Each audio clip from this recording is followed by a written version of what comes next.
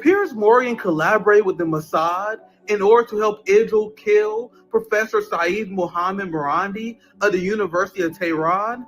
Hear me out. Professor Mirandi is a very well-known prominent figure who often goes on Western media outlets in order to debunk Zionist imperialist propaganda. Professor Mirandi was preparing to clash with Piers Morgan when Israel bombed Press TV where he was located. Weird, I thought Israel's goal was to get rid of Iranians' nuclear facilities. Why are they bombing Press TV and trying to murder journalists and intellectuals? It's almost like this is a war on the Iranian people instead of a war just to prevent Iran from getting a nuclear bomb. And because of his work exposing the genocidal crimes of the Israeli state, Professor Mirandi has become enemy number one for the Zionist regime. So it makes sense that Israel wanted to target him. The question is, how did they know that he was going to be at Press TV giving an interview at that time? Did Piers Morgan set up Professor Mirandi? Piers Morgan is a known Israeli asset who's been providing non-stop propaganda in order to justify Israel's genocidal war. Considering the Mossad has their hands all over the media in the UK, it wouldn't surprise me if Piers Morgan set up Professor Mirandi. Thank God that Professor Mirandi survived Israel's assassination attempt. Godspeed to him and the entirety of the Iranian people who are currently resisting Israeli terrorism. What's poppin', my friends, my family? Welcome to another edition of RBN and DDG. We didn't even have this scheduled today. Like, there was so much going on. We was like, bro, we had to go live. I want to introduce our co-host, friend of the RBN network, and I've been greatly enjoying this series between RBN and DDG. What's poppin', my friend Sarah? How you doing? Hi. What the hell is going on? I am losing my mind. I'm like trying to take breaks, and I can't take breaks. No, it's too crazy. It's too wild to be taking breaks. I'm doing breaking news streams. I had to hit Fiorella Isabel. I'm gonna hit her up. I'm gonna hit Nico House up. I had to call the whole crew, man. I'm still trying to nail a date with Dr. Sabrina. She joined here soon. I had to call the whole squad because things are crazy. The world. You have these batshit crazy Israelis that are trying to drag the world into World War III. I want to show you guys this video. Let's start with this. We start here because we got a lot to talk about. This is the batshit crazy Israelis that are plunging the world into never-ending conflict, and they're just celebrating the concept of never-ending. They are broken people. People don't talk about the fact that these Jewish supremacists, they are brainwashed from a young age to hate Arabs, to be on a nonstop quest for conquest, the domination of the Goys, the non-Jews, putting the non-godly people back in their place. That one of the things that radicalized me very early on was those videos from Abby Martin. Do you guys remember when Abby Martin would talk to Israelis and they would just casually bring up genocidal sentiments? So this is more of that. Let me play the video. We found Tehran. We found Tehran. We found Tehran. Cause when you're messing with the Jews, you're always gonna lose. It's God's plan, and God rules the land. Bum, bum, bum, bum, bum, Iran. Bum, bum, bum, bum. It's God's plan, Sarah. Yeah, Lindsey Graham actually sung this before. Yeah. Funny enough, he's gonna come up here soon too, because there's not enough discussion about, like, the idea of bombing Tehran. You guys say the neocons, they turned into a song. Thank God Brian Wilson passed away, so he doesn't have to see this travesty. My God. Lead singer of the Beach Boys, by the way, who created that song.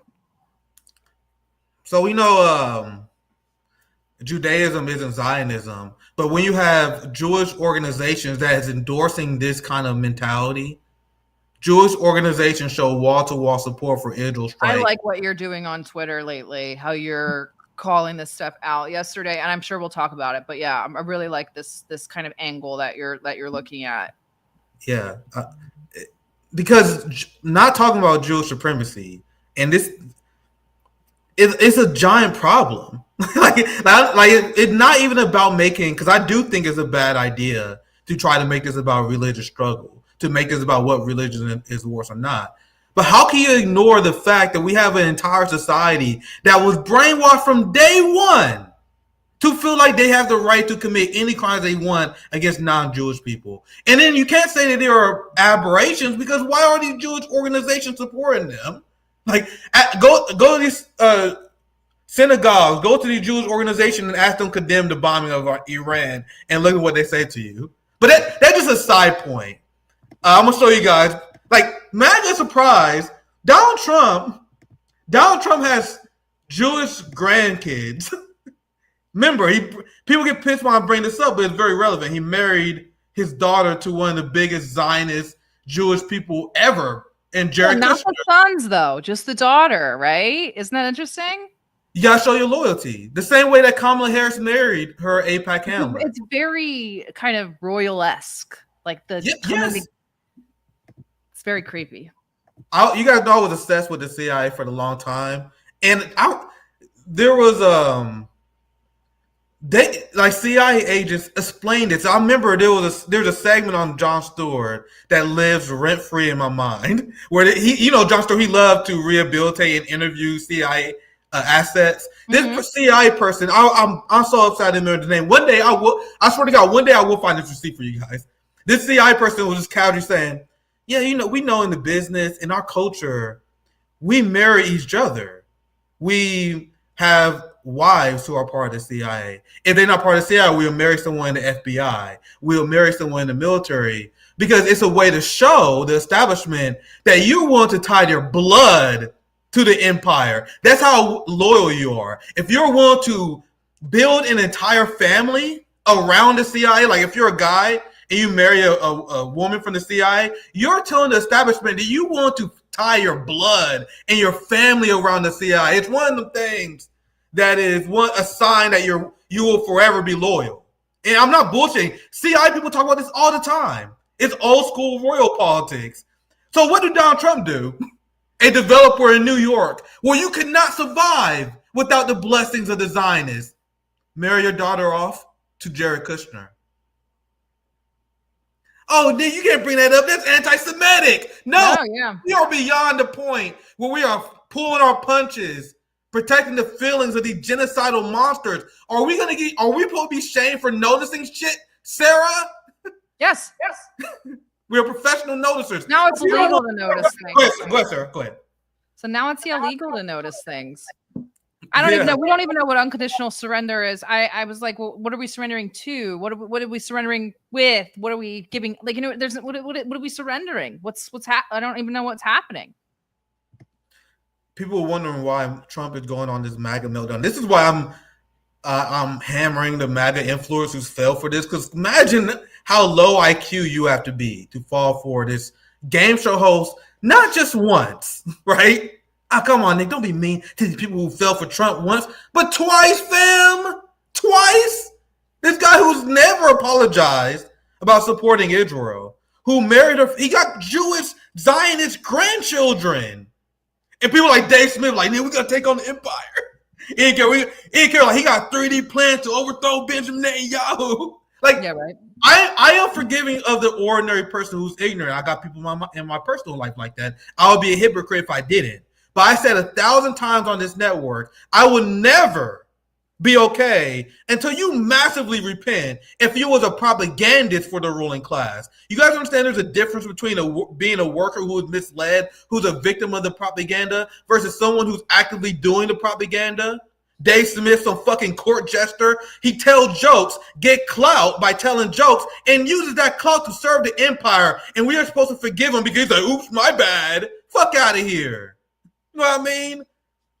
So this is why I had to tweet so, because some people are only listening. This is Trump's meltdown. This is where I'm starting. We got a lot of things to talk about there. This is where we're going to start. And I want your take on this, because I don't want to just, I'm sorry for ranting a lot here, but I want to get your take on Donald Trump's meltdown, where he said unconditional surrender. This is Trump panicking, by the way. I don't know why people don't take this that way. They think it's some kind of show of like strength, and I'm like, this is panic. This is pure panic. We know exactly where the so-called No, you don't. But we Yeah, don't there's want no- to shot at civilians or Americans. You don't give a shit. You like there's no way American you soldiers die all the time in the Middle East in those bases. ISIS attacks, militia attacks, drones here and there, all the time. It never even makes the news. that's why I don't fuck with like people are like, oh my god, Dave Smith said he was sorry. He is not a good guy. People don't know. There was a ton of libertarians I saw calling Dave Smith out. Like, this is not my community, but I've seen it. I've seen a lot of these libertarians who was upset that Dave Smith was selling out the movement to support Trump because he wanted MAGA clicks and following. So you had a ton of libertarians who didn't have channels, pages. They're not comedians trying to sell tickets for a comedy show and trying to grift on. See, they were like, hey, man, Dave Smith, here's all this evidence of reason why you shouldn't trust Trump. They was posting receipts, bro. Dave Smith cannot turn around and tell you he was ignorant. They was telling him to his face. You had a lot of these libertarians who liked Dave Smith. They attended his comedy shows. They thought he was good faith. And then Dave Smith responded to these people by trolling them, by pretending to be holier than thou, doing the lesser two evil law. He was like, oh, you want Kamala to win? You want Kamala? Oh, what's your plan? Doing the most annoying bullshit possible, gaslighting nonsense. The same shit we got from TYT. As people who was personally advocating for third parties. The TYT left was gaslight anyone on the progressive left who didn't want to support the Democratic Party. That was Dave Smith for Trump. And then people want to forgive him because he goes on breaking points and he's like, oopsies. I accidentally led my millions of followers into supporting a genocidal psychopath. Oops, my bad. Please don't unsubscribe. Please don't unsubscribe for me. Any thoughts, Sarah? Like this has been irritating me for a long time. If you guys can't tell. No, I'm liking hearing you rant about especially the Jewish take sellers that we're playing, and I'm sure we'll get to some that are playing this whole I'm anti-imperialist, but you're not you're not really anti-imperialist, or you think that the Ayatollahs the Ayatollahs too mean. Like, it's just stupid. These people are so soft when it comes down to like actually having the convictions that are hard to have. It's easy to be anti-Israel right now. Is it easy to be or anti-regime change in Iran? Exactly. Nobody's doing it. This is another reason I never liked them, but another reason I didn't like them because what did Dave Smith always say? And why is he invited on Piers Morgan, my friends? Why is he given these spots? Because he has relentlessly and over again condemned Hamas and Palestinian resistance. Say stuff like, I don't believe that Israel deserves. I like Israel. These are things they say. And that's why they're allowed access. And I be hearing this shit, and I be feeling like people be gaslighting me. I hear Dave Smith, I'm like, this dude is clearly a useful idiot to Zionism. Clearly. And people who thought I was just being a hater, they're like, damn, Nick, you was right about these Ian Carroll. I sniffed these people out. And then I hear people. You and I have been calling Ian Carroll out for a while. I hear people get lulled in by these weak analysis that lack class analysis. They're really surface level. They're like, we talked about this. Some of the stuff I'm like, bro, why are you pulling up takes from 2016? Yeah, shit that the anti-imperialist left covered years ago. They were discovering, like, hey man, breaking news. I scooped something out. So ridiculous. People like Ian Carroll be like, hey man, I scooped some stuff up. I did some own research. Hey, do you know that Palantir funded J.D. Vance? We've been knew this, dipshit. It's really like, you know what they really do is they watch old episodes of like the Young Turks and Nick Fuentes, and they just regurgitate the stuff. Like they just figured it out. It's terrible. Yeah. It's really terrible. Yeah. It's for normies. It's really for the people that migrated over from Facebook. I mean, Ian Carroll was a TikTok 100%. Star. Him and Candace Owens are for boomers. They're boomer coded, both of them. Yeah. It's for people that need training wheels. Yeah, I despise these people. If I was a grifter, because there are people who be trying to give me grifter advice. It's weird. Yeah. People are like, why are you going hard at Dave Smith?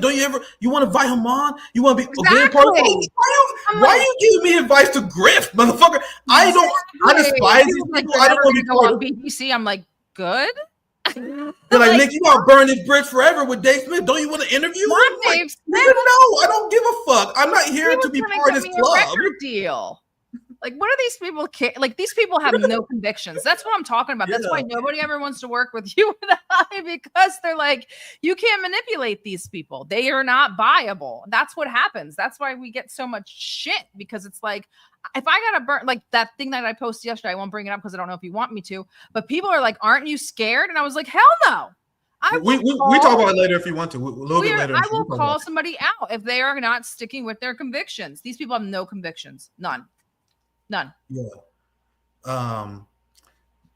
People in chat, I was trying to fix my audio. I know we had audio issues. Let me know how the audio. I don't hear it. Really? Let me know, guys. I saw someone said. I know I've been struggling with my audio. I thought I fixed it, but let me know, guys. I'm trying to get this fixed. I don't hear any problem. But the thing is, people, I don't give a shit about being part of the club. Like, no, I abhor most of these people so much that I don't want to be part of the club. Like, I don't, even if like sometimes you're given that opportunity, come on Mario space, blah, blah, blah, like, you know, all that crap, you know, you're given those opportunities. Most of the time I'd shy away. Like, I'm okay. Mario, and then they invite me to the space. I'm like, nah, I'm good. No, I don't even go on. These people, like, and there's a good cop, bad cop strategy that had to be had, but I'm not trying to brag. I don't brag often, but do you guys think I truly have any problems? I mean, winning people to my side in politics. Yeah. It's not something I struggle with. And not people like, Nick, don't you want to win people over? You know how many people I won over? We've been here doing this shit for 3 years. Pierce Morgan invited me on his show in 2023 and I declined because I have convictions. You know, I mean, it's like these people have zero convictions, honestly. Like, they're very late to the game as well. Very late to the game, these take sellers. My thing is, let me phrase it like this. I was a Bernie supporter, and there was people who warned me about it. Like, I heard the Chris Hedges criticism, and I was like, yeah, I duly noted, but let me try this. You know what I mean? And the people who was shaming me and telling me I was wrong in supporting Bernie, they was right. And then once I realized they was right, and then once I realized Bernie was a sellout, I felt kind of ashamed. You know what I mean? And that is what eventually led me to my politics. If you are someone who is good faith, and this is something that Americans need, apparently, shame works. Like 100%. Like if someone like me is calling you out for being wrong over and over again, and your response is "fuck that guy, I don't want to talk to him because he exposed how I was wrong." Like, this is what the TYT progressive Bernie left did. They said that they essentially blacklisted me because I had harsh criticism of them and their strategy. Now, if you want to blacklist someone because they're right and they criticizing you because they care about their neighborhood, this is not sports. Like, this is not a sports podcast. We're not talking about video games. This is not an MMA like community. You know what I mean? With people, oh yo, this is a toxic sport. No, this is politics, motherfucker. This is real life. You understand? Like, there's no. Oh, you being mean, you being rude. Either you get on board or you're not. What are you gonna do? Continue to support corruption because I'm being mean and calling you out? Exactly. So anyway, we can get back on topic. That is another cycle because I will continue to hold these MAGA propagandas accountable because the same reason why they told people to support Trump, they told people to do that not because they give a fuck about anything. They did because they wanted MAGA clicks when it was culturally cool to do so. So what are they doing now? Because they're fucking. They changed their entire position because it's now cool to criticize Trump. They saw Candace Owens do it first. They saw Nick Fuentes do it first. All of a sudden they're like, oh, there's the opening, there's the money. So all of a sudden I'm gonna come out and I'm gonna go on Breaking Points in the Hill and say I'm sorry. Exactly. But they're still shitting on Nick Fuentes, saying Nick told people to vote for Kamala. So he's still there because they have to keep him at bay. Because they got to steal his takes, right? Because he's not really mainstream culturally acceptable. So they take the takes that are not mainstream, but you know what I mean? This kind of up and coming mainstream. So they take the ones that are, and then they're like, Nick Fuentes is an idiot, or he didn't. I don't like Nick, but I get it because they hate Nick Fuentes. You should have watched his show last night. It was phenomenal. And I literally held a space, and somebody sent me a clip of Nick Fuentes' on his show on October 8th, and he literally said, Israel will bomb the nuclear centrifuges. Israel will go to war with Iran. The United States will join in. It's literally just Bang, bang, bang, bang, bang. Talks Nick, he's good on Zionism. I'm not a fan of his Nazi apology. I'm not I a get fan. it. I get it. I totally get it.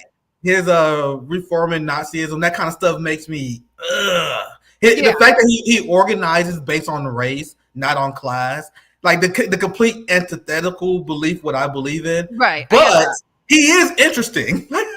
Like despite all these things I say, like you will be lying to yourself if you don't think that he's an interesting character. And I can't stand his ideology, but he's 100% interesting dude because the Republican Party and the Republican establishment hate him the same way Democrats hate us. You know, the same way that the TYT left liberal crowd, they can't stand us. They can't stand RBN. We are enemy number one according to them. There's a reason why we are ranked like the most unreliable according to media. There's a reason why I'm blacklisted by 90% of independent media. They hate our guts.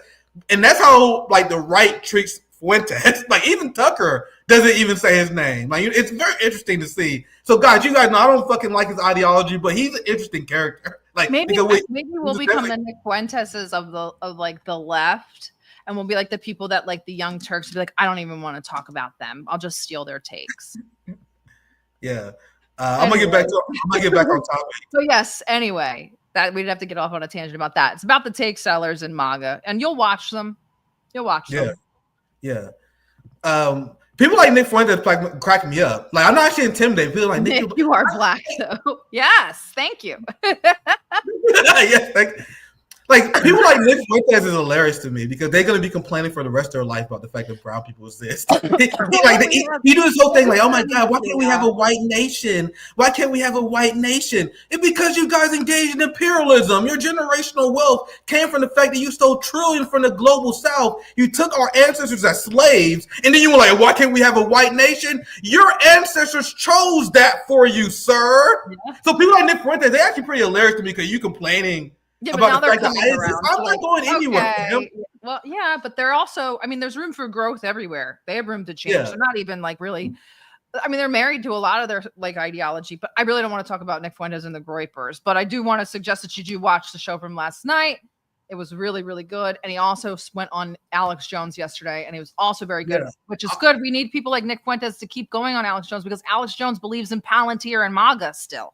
Yeah, I agree. I was only laying it out because I'll let you guys know I don't like Fuentes' ideology, but I do find him interesting. Like the way, like the chaos he is causing. You had to be a liar to say you're not enjoying what Nick Fuentes is doing to the right. I love it. During wartime, your two best, like I'm not even kidding. Your two best hype men are going to be Nick Fuentes and politics and Jackson Hinkle. Like those are your two biggest war. Dude, whenever Jackson Hinkle and Nick Fuentes, whenever they clash, it's literally the most retarded, hilarious into another galaxy. Like it's bad what he's doing in Laura Loomer on that platform. But anyway.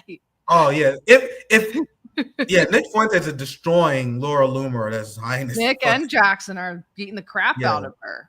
Yeah, she's going through some things. Like people like Laura Loomer, it would have been way better if Trump lost. And for a lot of MAGA influencers, because they could have repeated conspiracy theories about how the election was rigged. Trump can ride off in the sunset, and then people can pretend that the only reason Trump didn't win because the establishment didn't want him to win. The fact that Trump won, Kamala lost, the Democratic Party was punished for genocide, while at the same time MAGA is being completely exposed. This is glorious. This is glorious. So there are a lot of strong direction by the White House, and you're gonna hear a lot of this in the Ted Cruz interview we have coming up. Once again, we had a lot of coverage today. I know you have a few things you want to cover as well. You mentioned it. We will get to it here very soon. We'll get there. But this is something I found from our brothers at Hotspot, and we are planning on. I think we're aiming for Friday. We're aiming for our first ever Hotspot live with me, Nico Howe, David Hadayan. 3 black brothers destroying empire propaganda. That's gonna be fire. That's in the work. We're aiming for Friday though, and we are seeing this everywhere, and it's very important to know what our enemies are saying. This is Hotspot. The White House had reportedly emailed influencers and Republican politicians with talking points to justify U.S. intervention in Iran. So what they did is so desperate. So even though Trump is deeply unpopular among the American people, he is extremely popular among people who vote for the Republican Party. Like among the people who vote Republican, Trump is still very popular. Now, I don't know the number on top of my head, but highly above water, I would imagine, right? So the establishment, the Republican establishment, in order to sell an unpopular war to their base, they're using Trump to do so because they see that Trump is still extremely popular. You guys see how Trump is here to serve the empire? You see the role that he plays to sell empire. You have a ton of white dudes who was done with the Republican Party after George W. Bush. Like, the establishment was folding. Like, it was so bad that white dudes voted for a guy named Obama. That's how fucking bad it was for Republicans. So they needed some guy to make the Republican Party cool and still sell neocon Zionist agenda. And that was Donald Trump. So essentially, in a nutshell, I know I'm kind of laboring this here. You cannot let Iran have a nuclear weapon. I trust Donald Trump. Donald Trump has been consistent that he said he would never allow Iran to have a weapon. You guys see the boat here. And this is the messaging that's coming out across the board. President Trump has never wavered in his stance that Iran cannot be allowed to have a nuclear weapon, a pledge he made repeatedly, both in office and in the campaign trail. Now, to be fair, this is one of the main things we warned the MAGA influencers about, right? That Donald Trump escalated war with Iran the first time, pointing out the Iran nuclear deal. They accused Biden, who was tough on Iran, of being too weak on Iran, which is a sign that he's going to plunge us to war with Iran. How many times I tell you guys on the channel, it's not even a complicated analysis. So technically, they're telling the truth here. So essentially, the messaging coming from the White House and the Republican Party is, hey, Trump has already said, he always said he wanted this. He always said that he wanted to prevent Iran from having a nuclear weapon at all times. So you're going to see a lot of people repeat the talking point that Iran must have a nuclear weapon. Before I continue, anything you want to ask, Sarah, any response to the Republican? I saw this, though. Yeah, I saw this. This is normal. I've seen these before for other things. Yeah. Not shocked, but still interested, if that makes sense. This is the last. This one is I can't wait out of control. Yeah, I can't wait to get your take on this. I'm gonna play the video real quickly. I have a hotspot video coming on this.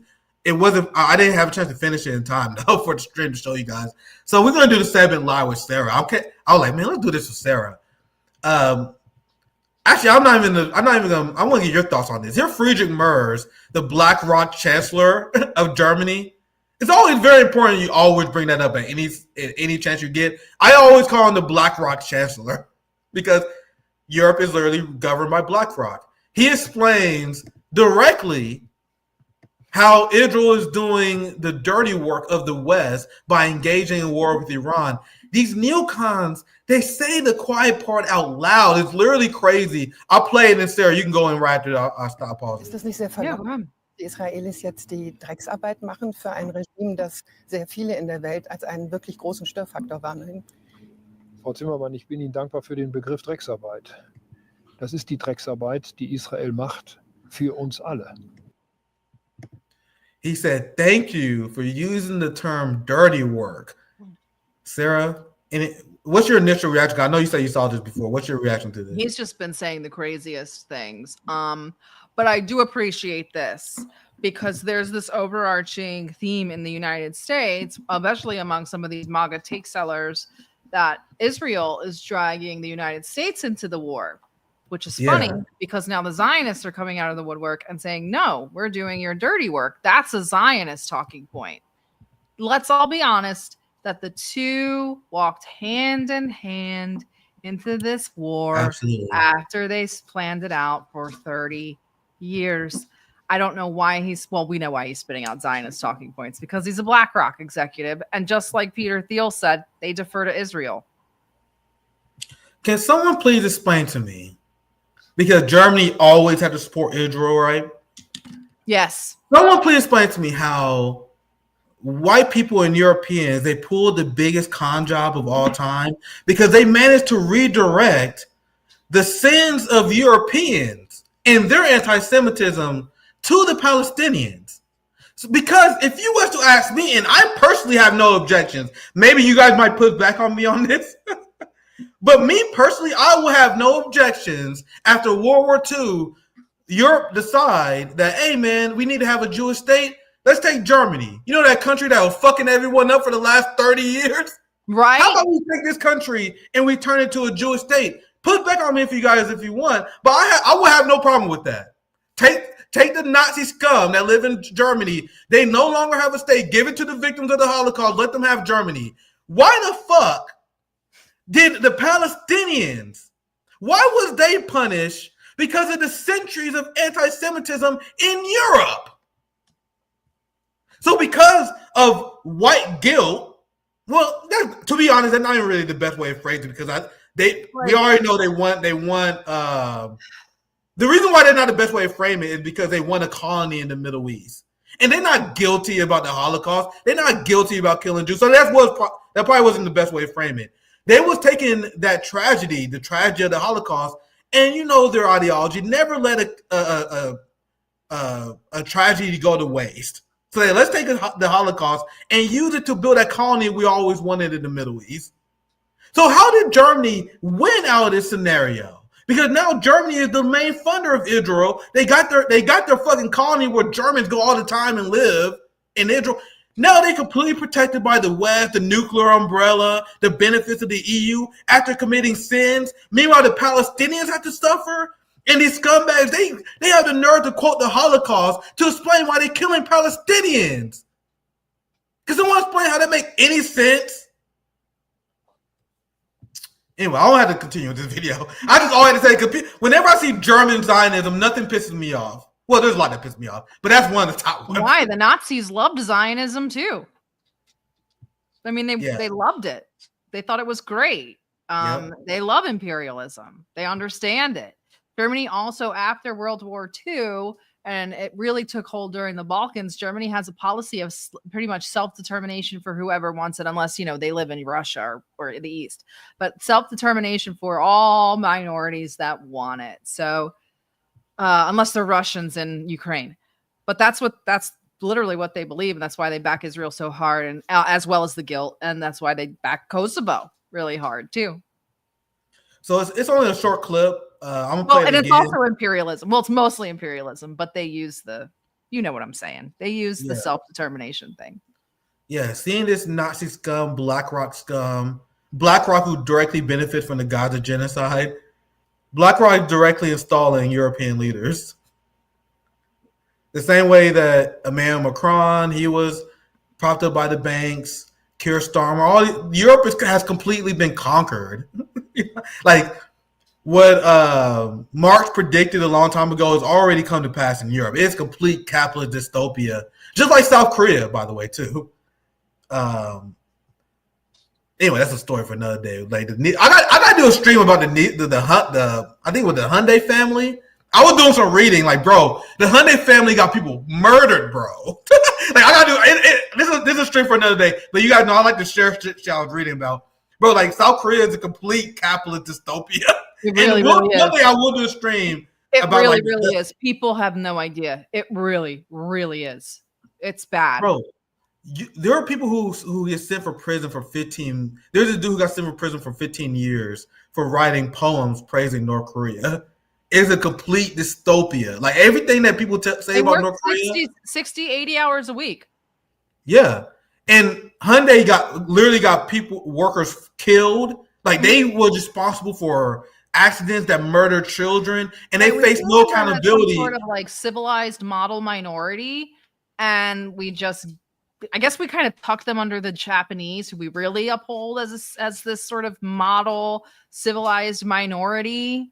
And then, so it's like they're the beacon of capitalism, and it's like they're miserable and they don't even have kids because they're so miserable. Yeah. Oh, this is so good. I'm gonna do a stream on that another day. One day I'm halfway through it, and it is worth every minute. Oh my god! Yeah. Tucker reigns supreme. I'm sorry, hate his politics, hate his opinions. He is the greatest interviewer of our lifetime. And if you go to Tucker's page and actually read down the timestamps, you can see the sort of Now, I don't like to use the word narrative, but the story, like he's getting Ted Cruz to tell on himself. It's amazing. Amazing. It was such a masterclass in just mind games. It was crazy. But yeah, go ahead. Yeah, this is a gem, guys. This is gold. You know how bad this beatdown was? It was bad. Let me pull the screenshot. They actually covered it. I'm not gonna show you guys the CNN segment. The way they covered it was funny. You guys know I'm a nerd. I like to see it. But you know it's bad when it's covered on CNN. Yep. Bro, Ted Cruz got a beatdown of a lifetime. And it's a shame because Tucker is just engaging in journalism. Yeah. Like, what Tucker did to Ted Cruz is the same thing I did to Ro Khanna. You guys remember the Ro Khanna interview where I had that motherfucker stuttering? Yeah, that was this. That was this. Like, so you guys know I'm a fucking Tucker Carlson hater. And have you ever been a hater and then someone you hate on says something funny and you're just sitting there like, fuck, God damn it. That's how I feel when I watch this interview. I can't stand Tucker, but the whole time I had a smile on my face like, God damn it, this motherfucker killing it. Yeah, I can't stand it. Halfway through it, and guys, I promise you, there were 2 parts I replayed 3 times because I couldn't breathe. I was laughing so hard. He just clowns him throughout this interview. He fucking bodied him so bad. This man murdered Ted Cruz 2028. It's done. It's not, bro, there's no legitimacy. And now Zionists are spamming their troll farm accounts. They are doing damage control. We're gonna get to that very soon. Dude, the damage control after this interview alone, I was just bathing in that over the last few hours. Sarah, seeing like the response, bro. They said the guy from Princeton, the best among them, Ted Cruz. He's the genius. They all, even Democrats, like, you got to admit that Ted Cruz, he's their guy, the debate me, bro, that's here to defend Zionism from the dumbass Tucker Carlson. In the space, they're like, I'm not really a Ted Cruz fan, but I'm Republican, and I have to say that he admitted that Ted Cruz got his ass handed to him, but he was like, Ted Cruz is very good at debating. I was like, according to who? Like, and then I guess like there's this whole mythos about him being a good debate, bro. Yeah, that's their lore. That's establishment lore. Like, even among the mainstream, you see it all the time. Like, Ted Cruz, he's a famed debater. He was a Princeton fucking golden child. He was a prodigy in politics. He was a prodigy in law. It is bullshit. And it's another example of why I take doctors away. You guys know I took doctor's degrees. I have zero respect for elite academia. Anyway, I'm hyping this clip a lot. Let's play the clip, and I will dive more into that thought process more. Let's watch the clip. This is the clip that's going around everywhere. This is the first one. Tucker Carlson, he got great advertisement. This is the first clip he released, but every clip has been a banger. But this is the one that's been spreading like wildfire, so we start here. How many people live in Iran, by the way? I don't know the population at all. No, I don't know the population. You don't know the population of the country you seek to topple? How many people live in Iran? 92 million. Okay. You guys know this. Now, this next part, when you play it, I want to take a pause after he asks. Go ahead, can you play this next question really quickly? He asks him one more question about this. Yeah. Well, I'll make sure I play it. One thing I want to bring up. You guys know the argument I've kept making? How many times have I brought up the population difference between Israel and Iran?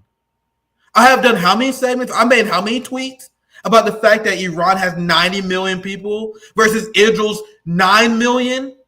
I explained to you guys that it's literally impossible, physically impossible, for Israel to ever fight Iran and defeat them without the United States. You guys know how I know that? Because I know basic facts about Iran. I knew the fact they have a massive country. It's an extremely mountainous area that's extremely hard for even giant conquering nations to possibly take over. It's a very hard state to take over. There's a reason why the Persian Empire lasted for such a long time. There's a reason why the Persians are so resilient. So if you don't know anything about that, that's why they're selling the idea to dummies that Israel can beat Iran without United States help. Because the only way you can believe that, if you don't know basic shit like how many people live in Iran, you know how you're able to be convinced by your AIPAC handler. You know how you're able to be convinced by your AIPAC babysitter that Israel can defeat Iran in a war by themselves? When you're a dumbass and don't know how many people live in Iran. That's a great. So it is kind of unreasonable to expect that every leader know trivia of every single country. That's kind of unreasonable. But you goddamn well better know the population. You better know the state bird. You better know the design of the flag.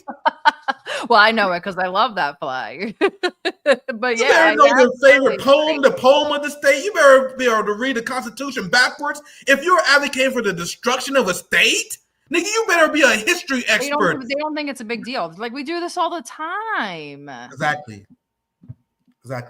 Anything else you want to add? I'll play it from the beginning again because I know you want to. Actually, I'll play it from the beginning again because I know you want to chime in at one point. I'll play it from the beginning for the full. How many people live in Iran, by the way? I don't know the population at all. No, I don't know the population. You don't know the population of the country you seek to topple? How many people live in Iran? 92 million. Okay. Yeah. How could you not know that? I don't sit around memorizing population tables. Well, it's kind of relevant because you're calling for the overthrow of the government. Why is it relevant whether it's 90 million or 80 million or 100 million? Why is that relevant? Because if you don't know anything about the country... I didn't say I don't know anything about the country. What's the ethnic mix of Iran? That part. They are Persians. That part. Okay, predominantly Shia. Okay, it's not even. People have to realize what I hope they see. This is the problem with Americans. MAGA goes, why does he got to know that? That's stupid. Tucker was just trying to make him look dumb. And I'm like, no, you're too historically retarded that you don't realize what he's trying to show him is he had already, at this point, he had already agreed that Iraq was a disaster. Ted Cruz was against Iraq, by the way. Tucker was for the war in Iraq. Ted Cruz was against it. Ted Cruz still married to the idea and the understanding that Iraq was a disaster. What he's doing here is showing that's what happened in Iraq. That's why Iraq turned into a disaster, because you toppled the government without knowing a goddamn thing, excuse my language, about the state, about its people, and about the population. That's why he's doing it. But Americans didn't get it.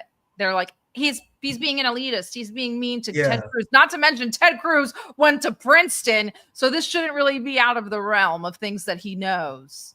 Bro, the quote about this is hilarious. And I'm going to show you guys how people are making excuses like Mark Levin for him right now. But that exchange is absolute gold because Tucker grills him about the population, which I explain why that's relevant. I explain why knowing the population you want to wage war against is probably one of the most important things to know. You know what I mean? So then he gets the population question wrong. Okay. Let's not everyone can bat 1,000, right? Okay. So Tucker gonna ask him something basic. So so Ted Cruz like, oh, I don't know the population. I don't know that part, but I know about Iran. So Tucker Carlson like, who are the people who make up Iran? Sure, I don't know. What do you mean you don't know? Imagine someone like, hey, who makes up the population of Mexico?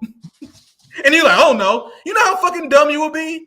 You know how fucking clueless you have to be about a society to answer that way? I'll play that part again because that's very underrated. Do not even know the ethnic makeup? About the country. I didn't say I don't know anything about. Okay, what's the ethnic mix of Iran? I didn't say I didn't know anything about the country. Who's in the country? I don't know. They're Persian. I didn't say I didn't know anything about the country. Who's in the country? I don't know. The fuck you talking? What are you talking about? Who lives there? I have no clue. This is the best they have. This is their intellectual giant. There's only 2 senators in the state. Texas is a large state. Out of the entirety of Texas, this guy is top 2, apparently. Yeah. Let's continue. Like this is, I can analyze every second. Like, I don't know that, and I'm like, you're not a Princeton graduated, law educated politician, senator from Texas. What are we talking about? That's supposed to be you. They're supposed to be better than us. All right, I'm gonna let a lot more of it play this time. Yeah, it's gonna be very hard though. It's very hard. Whether it's 90 million or 80 million or 100 million, why is that relevant? Because if you don't know anything about the country, I didn't say I don't know anything about. Okay, what's the ethnic mix of Iran? They are Persians and predominantly Shia. Okay, it's not even. You don't know anything about Iran. So okay, I am not the Tucker Carlson expert on Iran. You're a senator who's calling for the overthrow of the government. You're the one who claims anything about the country. No, you don't know anything about the country. You're the one who claims they're not trying to murder Donald Trump. No, You're the I'm one not saying that. who can't figure out I'm if it was a saying good you idea don't to kill believe- General Soleimani, and you said it was bad. believe they're trying to murder Trump. Yes, I do. Because you're not calling for military strikes against them in retaliation. And if you really believe we're that, carrying out military strikes today. you said Israel was. Right, with our help. I said we. Israel is leading them, but we're supporting them. Well, you're breaking news here because the U.S. government last night denied, the National Security Council spokesman Alex Pfeiffer denied on behalf of Trump that we were acting on Israel's behalf in any offensive capacity. No, we're not at all. bombing them. Israel's bombing them. You just said we were. We are supporting This is Israel. high stakes. You're a senator. If you're saying the United States government is at war with Iran right now, people are listening. Okay. You guys see how it's completely you guys see how it's completely incoherent to hold the belief that Israel is working separate from the United States, and whenever you try, you are twisted into a pretzel. Sarah, any response to this clip? I'll go to the next one. You're breaking news. This is really big. You're a senator. You have to watch the whole thing because Ted Cruz talks about Iranian hitmen trying to murder Trump. He talks about the guys in Butler, PA being Iranian. It's bonkers. Yeah. Like, bro, like this man absolutely cooked them. Like, actually, let me show you guys this one first. I'm gonna show you guys the code on there just a little bit before I get to the next clip. Because everyone was trying to say, "Oh my God, he just trying to use gotcha questions." He didn't have any points. Like this is one of them. This is the like, I'm glad it is a tweet. This is the Zionist lady who was brown and now she's like a white lady now, I guess. Oh wow! Look, is that Janine Pirro? They all got the same face. Bridget, yeah. They all got the same face. Yeah, they're all the same. Here's a tweet. I don't know where. Here it is. If 90 seconds, Gabriel, yeah. She's Lebanese. She changed her name. She changed her name. That's crazy. That's crazy. She said if 90 seconds of gotcha trivia questions about Iran geography and demographics is the best Tucker Carlson has for this interview, it must have not gone very well for him against Senator Ted Cruz. Oh, you guys see how this was their coach? Ted Cruz was the great white hope for these people. They was. Is it delusion or maybe I don't know. Did they really expect that Ted Cruz was going to go there and destroy them? The rest of them are retarded, so they see he's like their smartest retard. You know what I mean? Then they're like, "Oh, all hail Ted Trump or Ted Cruz because Ted Trump, same thing. All hail Ted Cruz because I'm not as smart as him, also retarded." You know, it's like what is this? What's the population of the Death Star? Are we going to war with the Death Star? See how these people, they don't even live in reality. This is the best they have.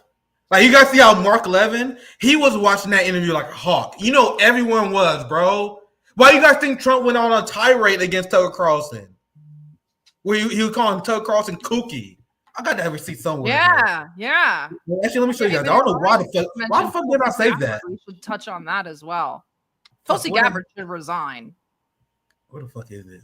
Damn, but here, I'm gonna find the receipt, but I'm sure you guys know what I'm talking about. The tweet where Trump laughed out Tucker. Let me try to see if I can find it. He called Tucker kooky. Maybe he lashed out Tucker because he knew this interview was coming out.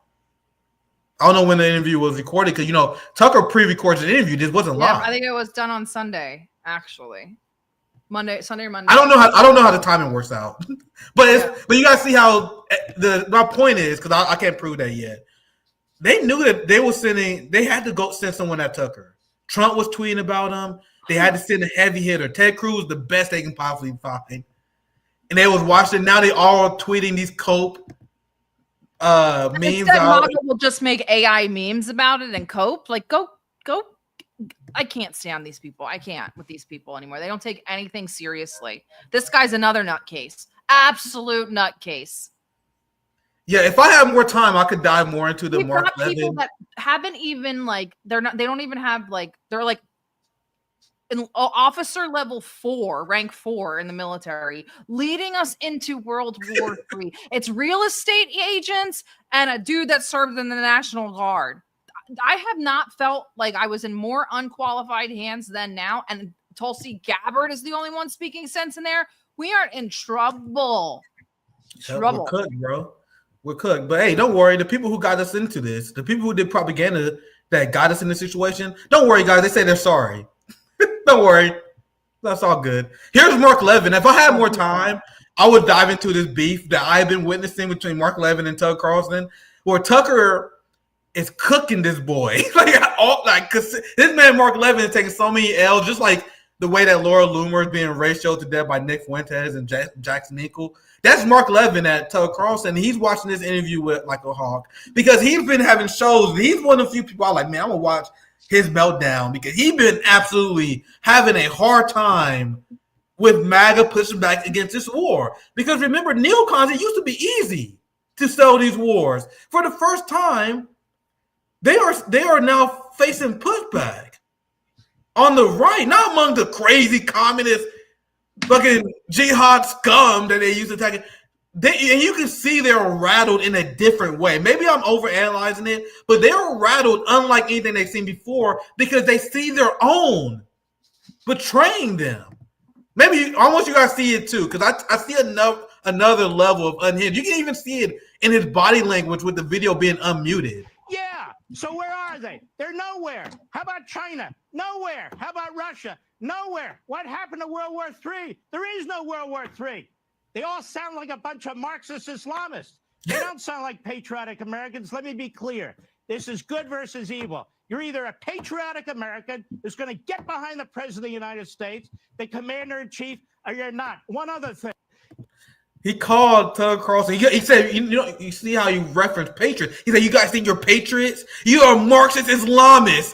Bro. Like, think about it.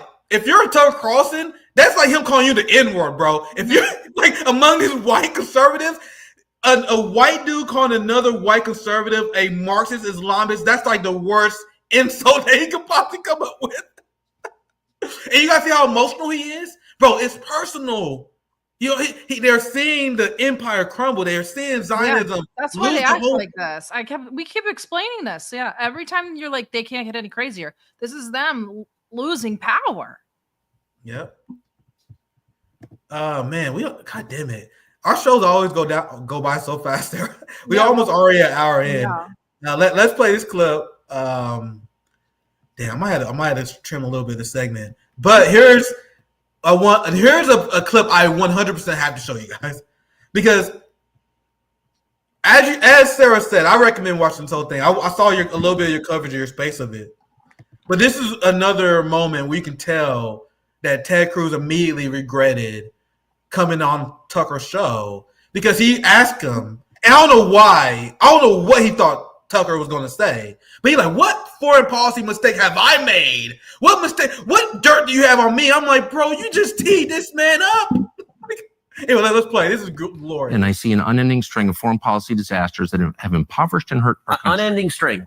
Unending string. They would include Afghanistan, Iraq, Libya, Syria, and our inability to stop the Houthis, by the way, in Yemen, which exposes us as weak, and I grieve over that. So these are failures. You helped preside over some of them as a member of the Senate. What failures, foreign policy failures, have I presided over? Sir? He's supposed to be a good debater. You gotta know rule number one of debating is not teeing up your opponent to attack your weak point. You protect your weak point. This motherfucker literally gave him he gave up his back. Like they was grappling, they were doing so he just gave his back up with no resistance. Why would you tee Tucker up like that? Like that's not the easiest question to possibly answer. Failures, foreign policy failures have I presided over?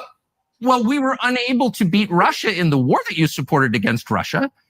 You've been spending the last 3 years telling us that Vladimir Putin is evil and we're going to beat him with other people's children, and 1 million of those kids are now dead. You've never apologized for that. That was a full failure. By the way, look, the level of number of falsehoods you lay out just in one statement are rather. You haven't supported the war against Russia? Are rather stunning. So the war against Russia was caused, which I have explained at great detail, by Joe Biden's weakness.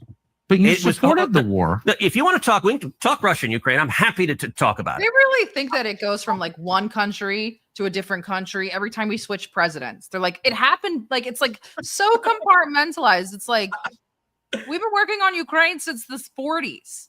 Like, what are we talking about? It's so bizarre. Anyway, sorry, go ahead. No, that's a great point. Motherfucker, you're a senator. You don't have term limits like president. October 7th. Everything started on October 7th. It did not all start in February of 2022, Ted. Yep. That's a great point, Sarah. I'll let it continue. And I'm happy to talk about it. Do you think that's been a success? No, it's been an absolute disaster. Okay, but you supported it. Shouldn't you apologize? No, you should apologize. What the fuck is wrong with this dude? So he's like, hey, Tucker, give me one example of anything I did that was a foreign policy disaster. The Ukraine war. Yeah, you're right. That was a disaster. Do you forget the original argument that you was making, sir? Anyway, sorry. He literally conceded the original point that the foreign policy decision you made was a disaster. Are you serious? This is what passes as the best mind in America? Unbelievable.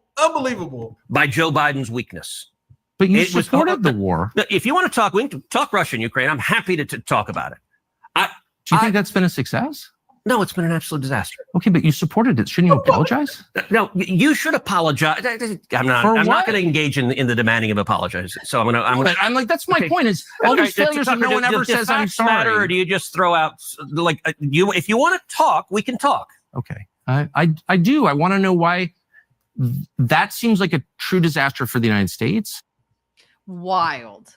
I'm not to that part yet. That Ukraine rush is in the second half.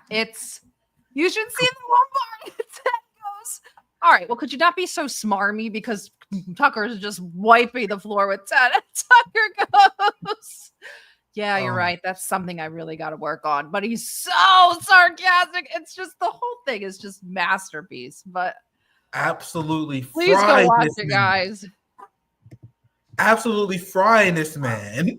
And you guys see how he's stumbling? He's setting himself up for traps. He's like, no, you need to apologize. Well, we would. And the Tucker's like, what do you mean? That's something you do when you panicking, bro. I'm not being holier than now. I've been there. There've been times where and you guys can't lie. You've been there too. We all been in times where we arguing with someone and then they bring up a point that's devastating. You like, do you say something? You say something stupid, and you're like, fuck, what I say that? That would tell you need to apologize. Tucker, like, what are you talking about, bro? That's Ted Cruz in complete panic mode. He knows he was sent on a mission by AIPAC, by the Zionist lobby, to deliver for him, and he realized that he's failing. It's pure panic, and this is the moment where he knew. Well, I'm pretty sure this happened many times in the interview, where he knew he fucked up. And the reason why it's extremely important to call Ted Cruz, and I'm gonna show 2 more clips, and then Sarah, that's fine. You got time. All right, cool. Because I got.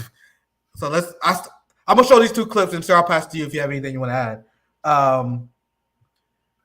It's 2002 all over again. the same way he said that clip. Oh my God, good. I'm so glad you have this. Great. Yeah, you guys know me and Sarah. We always cook. We always learn cooking. It's always fun doing these shows, right? So just like in 2002, when George W. Bush told the world that God told him to wage war in the Middle East, what did George W. Bush say? He said, you're either with us or you're against us. That was Mark Levin saying on Fox News. Either you're a patriot, you're with us on this, or you're a Marxist Islamist. Yeah. I'm like, bro, if that's the conditions you're giving me, I want to ask my Muslim brothers and sisters what direction I'm supposed to face when I pray again. Like, if that's the options I have, like, then I guess Allah is my man now. Like, anyway, so they going back to that line again, and now here Ted Cruz going back to the WMD's line again. Let's repeat this, and this is the same talking point that Trump is repeating. You need an ICBM to get to America. If Iran gets a nuclear weapon, I think the odds are unacceptably high that we would find out with a mushroom cloud over New York City or Los Angeles or Tel Aviv and Israel. And you need an ICBM. That's George Bush. George Bush was the one who said when we will be like whatever he said, smoking gun turns into a mushroom cloud. Mushroom cloud. That's a nod to George Bush. Yeah. All right, so I'm gonna show you guys this clip since you got some time, Sarah. Oh, the AIPAC clip. So this will be the last one I show on this one. I'll let you have some more, but this will be the last one we don't don't have any from. I think we had a lot of fun covering this story. This was good. I'm not done. Didn't know we were going to cover the whole 2 hours again about it, but yeah, go ahead. Sorry, Sarah, I didn't make you off. I'll probably open another space today and do the second half of it, but yeah, this. Yeah, I'm definitely going to join. I was listening to a bit. You guys were cracking me up as I was preparing the show here. I was screaming. I couldn't even breathe. Yeah. It was so funny. Yeah, I'm like, damn, dude, this is like, thank God we got Sarah going today. This is Ted Cruz being grilled about AIPAC by Tucker Carlson, and it does not go well. This is a 3-minute clip. So I'm gonna start here. It's weird. We're talking about isolationists, the obsession with Israel. Why is Israel? Oh, I don't think I'm obsessed with Israel. Okay, but I think a lot of people are. And like the question, Israel spies on us. Well, so does every other country. Why are you mad at Israel? I guess. Oh, no. I'm hardly the one who's. I've never taken money from the Israel lobby. Have you? Taken money from the Israel from AIPAC? So AIPAC raises a lot of money for me, but it's actually a misnomer because the people who raise money are individuals. Right. So it's not the PAC itself, but they're individual members who believe in the American-Israeli friendship and relationship. Is AIPAC a foreign lobby? No, it's an American lobby. It's the AIPAC stands for the America-Israeli Political Action Committee. What does it lobby for? So, to be honest, not a whole lot effectively. Listen, I came into Congress 13 years ago with the stated intention of being the leading defender of Israel in the United States Senate. Great. And I've worked every day to do that. AIPAC, a lot of times, AIPAC, I wish were much more effective. Like, I stopped it there too. I was like, I started he wants more money. That's what he wants. He wants more money. I love how we had the same mindset. That's the exact point you stopped at. I almost like fell off the couch. I screamed in the space. This man said he wants AIPAC to be more effective. Yeah. So you guys know that AIPAC was bragging about how 40 out of the 40 of the Democrat, it's way more, but I remember particularly this tweet. They sent out a tweet that said, Democrat candidates that is supported by AIPAC won 40 out of the 40 out of the races. So AIPAC is batting 1,000 during these elections. They have a sky high win percentage. They're able to get rid of people like Cory Bush, Jamal Bowman, and Ted Cruz wants more of that. Yes. Listen to what they're telling you, people. They're telling you. How is this not treasonous behavior at the highest order? So in the very beginning, because there's a lot to break down, there's 1 minute. That was a hard minute to get through. Yeah, keep going. Play it all. Yeah, I'll play it all. Yeah. But it's nuts. This is in the first half of the interview. It's nuts. Yeah, Ted Cruz said, why are you guys so obsessed with Israel? And this is the argument that Zionists always make as the last resort. I know I've been there so many times. Whenever they're getting their ass handed to them, that's why he brings it up here. Zionists never bring up this argument unless they are getting their ass handed to you. I promise to God. I've seen it so many times. Whenever at the back foot, whenever every single Zionist talking point has been dismantled, they go to, why are you guys just so obsessed over Israel? You guys are obsessed over Jews. Yep. You're anti-Semitic. I mean, that's just one step away from it. It's the why are you so obsessed? There's also around the halfway point. There's about a big chunk of time when Ted does the religious thing, and it gets Jesus Christ wild. This explanation. I've heard about this. I haven't seen that part yet. I still haven't seen it on the interview. Yeah, it gets wild. I haven't seen that part yet. But Ted Cruz acknowledges that AIPAC corrupts our society, and this is one of the 1,000 answers you can get to this critique. Why are you so obsessed with Israel? For one, it's our taxpayer money funding the state. Secondly, if you're American and you're not focused on Israel, everything else you're doing in politics is a waste of time. How the fuck is Cenk Uygur going to create Justice Democrats when they had no plan to defeat AIPAC? And then they run candidates, they lose 99% of their elections, and then they act surprised. And then when they do win, they get a Cory Bush. Them motherfuckers get replaced immediately. You know why? Because they don't have a plan for AIPAC. So every American should be as obsessed about fighting Zionism and fighting Israel as I am. Because, guys, there is no domestic politics when there's Zionism around. Because you know why? Zionists are going to bankroll corrupt politicians to serve for the rest of their life. That's why Nancy Pelosi can't lose. Dianne Feinstein can't lose. Chuck Schumer, all these people, they can't lose because the corrupt, the worst among us, the worst politicians among us are bankrolled by the Zionists. There is no domestic politics until we take out Israel. Meanwhile, Bernie Sanders and the progressives are like, oh my God, why can't we win? But let's play more of it. I'm gonna try to do at least 1 minute each, at least a minute each before I stop it. There's a lot to say on this interview. I'm gonna let it play a long time before I stop it here. They're focused on Israel in the United States Senate, and I've worked every day to do that. AIPAC, a lot of times, AIPAC, I wish were much more effective. Like they're folks online who are in the fever swamp of terrified of AIPAC, and AIPAC. I'm not terrified of AIPAC at all. You're the one who seems a little uncomfortable when I'm asking. No, not uncomfortable at all. I'm just asking what AIPAC does. My understanding, having known a lot of people who work at AIPAC, is that it lobbies on behalf of the Israeli government. Wrong. Oh, okay. It's when was the last time AIPAC took a position that deviated from Prime Minister Netanyahu? All the time. Name one. Okay.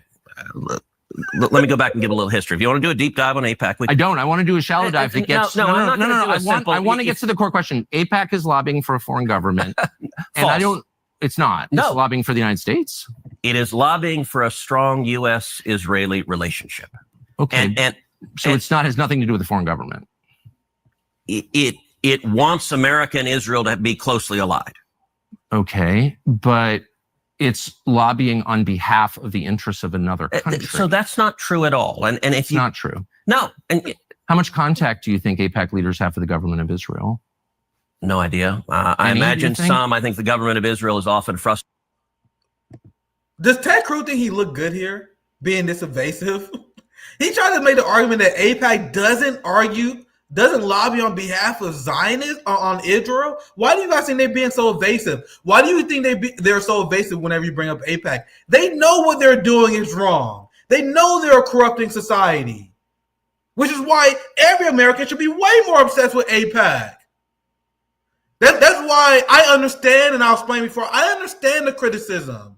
Whenever I see leftists, whenever I see anti-imperialists attack China and Russia for not doing enough to take out Zionism, it's an American problem. You can't expect China and Russia, especially China, who got Taiwan that they have to defend. You got Russia bogged down in Ukraine. You can't expect them to sacrifice a lot to take out a problem that is born from the West. AIPAC can hijack our society. What Americans going to do about it? I'll let it continue. Mm-hmm. Frustrated with AIPAC because AIPAC's not nearly strong enough. Do you think there's any coordination between the government of Israel and AIPAC? Do they talk? Sure. If you're lobbying for more U.S.-Mexico trade, would you talk to people in the U.S. and Mexico and the government? Sure. Like if. So I'm not mad about that. There are a million countries that lobby Washington. I like a lot of those countries, including Israel. But AIPAC are Americans. They're not Israelis. Hold on. There are tons of Americans who lobby on behalf of foreign governments. I know them. I'm related to some of them. I know how it works. I'm from here. So my question is not, is it outrageous that foreign governments lobby the United States? They all do, okay, including Israel.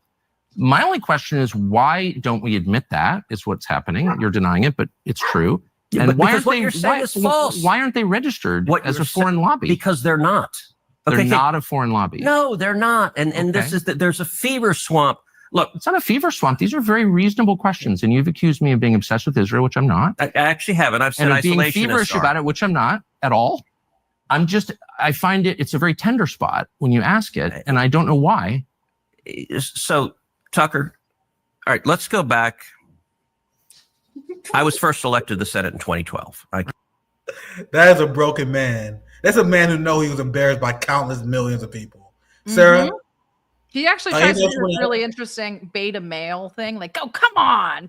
Like, I think he thought he was going to go there and get a bunch of softballs, and then it didn't pan out. But all of that is really good, guys. I'm going to go through it. I'll probably keep talking about it in the spaces. I don't doubt that I'll cover it on Sunday because way too much stuff is happening from day to day. But I'll cover it on spaces. It's wild, but also quite refreshing because we know how many people watch Tucker. It already has 11 million views. That's fantastic. If Ted Cruz is sitting there not knowing why the hell we're going into Iran, that's what we need. We need 11 million people showing that our smartest, most brightest, and best Republican senator has no idea why we're going into Iran and lied through a 2-hour interview. And so it's actually a great service that what Tucker did. I mean, it also helps us who already knew to laugh and to have more content to teach people with, but it's excellent. The last thing I wanted to say is this is the breaking news, and I just broke this before I hopped on the stream, which is why I was running late, is that we've talked about. Well, I guess what I should say is that the Iranians have said that have obviously expressed some suspicions with the IAEA. A few days ago, I don't remember, it was 5 or 6 days ago, they said they leaked the documents and said that they found an IAEA leak that said that the Iranians or the IAEA was working with Israelis. I dug into it today. A good friend of mine, Auntie G, some of you may know her. She helped me research this. They've been working with Palantir. Oh, Jesus Christ. The IAEA uses Palantir software for their inspections. Look at DDG with breaking news here. And then the Russians came out, and someone else came out and said this software can give you false positives, which means you get quote unquote dirty results, which then result in more inspections. Oh, so they've had 60 inspections since the year, I think it's 2018 or 2016, which is an exorbitant amount, especially for a country that doesn't have any nukes. And then what happens before we bomb Iran? The IAEA comes out and says Iran is in violation of the whatever. And Jesus Christ! This is the first time the IAEA or Iran has violated that in 20 years. It just so happens to be right before we want to interview them, right after Palantir gets huge contracts here and in the Middle East. It's nuts. It's nuts. I got to dig into it further, but this is what I know for now. It is wild. If you guys watched Thiel at Bilderberg, he was obviously high on every kind of amphetamine, but he does say, someone blatantly asks him about his software being used in Gaza, and he says, I'm not responsible for what the people do with my software. He says, I'm not on top of all the details of what's going on in Israel because my bias is to defer to Israel. Oh, Jesus Christ. So if he's going to defer to Israel and he's running the software for the IAEA, isn't the IAEA going to give results beneficial to Israel? Exactly. People had no idea, man, how evil these people are, man. This is great journalism. Why don't we need USAID anymore? We have Elon and Palantir. They're literally already talking about shutting down the internet, shoving Starlink into these people's faces, and then broadcasting whatever they want. Where did Maidan start? Facebook. Where did the Arab Spring start? Facebook. What do you think they're going to do? They're going for regime change. And they have the two ends of the sword. The handle, the blunt end, which is Elon Musk going to hit the civilians over the head with an information war, and the sharp end, which is the warfare fighting in a Palantir. It's psychotic. We don't need USAID or our military anymore. They told you no new wars because they're not going to use boots on the ground. They have Palantir and private mercenaries doing the dirty work for them. This stuff is bonkers. It's really sick. I have not felt more sick and dreading this country and where it's going to. I think since I was doxxed and the FBI raided my house in 2023. Like, that's the last time I felt like this. I am sincerely worried about. I don't even know if I should break news like this. I mean, they're assassinating. Go look at who they've assassinated in Iran. They started with the nuclear scientists, obviously, IRGC, obviously, and now who are they assassinating? The AI experts. Who's finding these AI experts outside of Mossad? Palantir. Why would Palantir want to kill the AI experts in Iran? I don't know. Maybe because they just signed buku contracts with the Gulf. Very, very dark things are happening. Very dark things are happening. And if we don't start getting some class consciousness, and obviously not us and our listeners, but if MAGA doesn't start getting some class consciousness and understand it's not us versus them, and the them isn't the H-1Bs and the Mexicans, the them is these people, the technocrats and our government. That's the them. We are frogs in a pot right now. Frogs in a pot. And it's not just us, it's the whole world. And you want to know what? It's all sourced from America. It's all sourced from here. We're just exporting more death and destruction. Now it's just privatized. We barely even know it. It's crazy. Apparently, they've been working with Palantir since the early 2000s. Who knew? Dude, what? Hold up. I was looking for something else. So that's great journalism, Sarah. This is amazing work. Big shout out to DDG. I was about to show you guys another clip. I found this because, and it's crazy. You were just talking about how they are assassinating AI. Yep, they're researchers. hitting the state TV stations. And you guys saw the hotspot I opened with, and we had my hotspot on this video went fucking viral as shit on both accounts.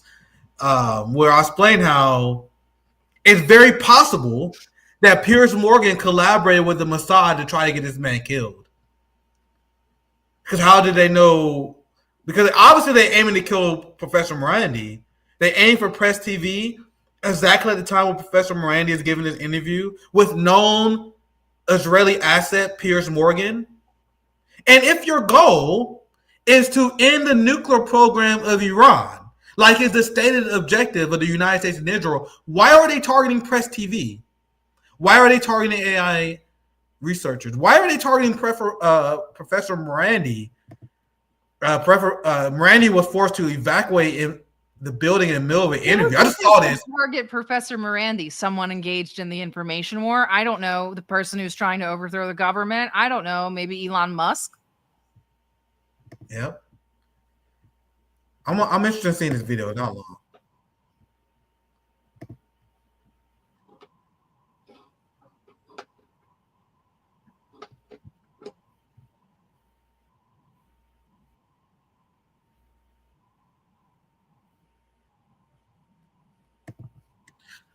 Dude, no one can convince me that Piers Morgan didn't get this guy killed. Piers Morgan failed, and this is them trying again. Unbelievable. This is the last thing. I found this while I was looking for something else. But there's something else. The last thing I want to show you guys, something I found just now. Trump just gave this press conference. Well, I'm going to dive in there soon. But I saw this one, and I thought this one was pretty relevant. So I haven't seen this. I saw this. This apparently this came out too, right when we came on. Yeah, so there's really no audio on that? Yeah. Damn.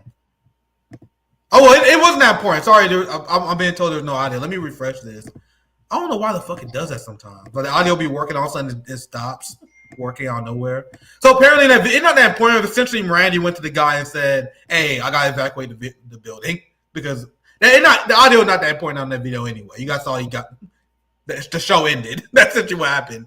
I just know it wasn't probably riveting 50 seconds of streaming. I know that's for sure. Here's the last thing I want to cover today. I just saw this. Trump responding to the Iran. I need to see this whole press conference. I'm going to go through this because apparently this is breaking. He said, "We're long beyond a ceasefire. We're looking for a total and complete victory." Oh, Jesus Christ. He said I was going back home to make a ceasefire. Let me know if you guys can hear it, because it always works for me. I never know until afterwards. Let me know if you can hear it or not. Ceasefire. Not a ceasefire. We're long beyond ceasefire. And I said, why do you say that? Can you guys hear it? Sarah, can you hear it? Yeah, you have audio, yeah. All right, sorry. This shit got me paranoid. Ceasefire. Not a ceasefire. We're long beyond ceasefire. And I said, why do you say that? Why would you say ceasefire? It's a bad term to use because a ceasefire means like everything's going swimmingly. We'll take a little time off. It's not. We're not looking for a ceasefire. We're looking for a total, complete victory. Again, you know what the victory is. No nuclear weapon. Mr. President. So I thought it was a very badly worded statement by him. And obviously I let him know that. He said, So Trump is he's gonna get this war is gonna happen, guys. Right now the media is talking about Trump is currently mulling this over. No, the decision already been made. They're in propaganda mode. 50 gas tankers, 50 tankers flew out of the U.S. Air Force this week. That's like a third of our tankers.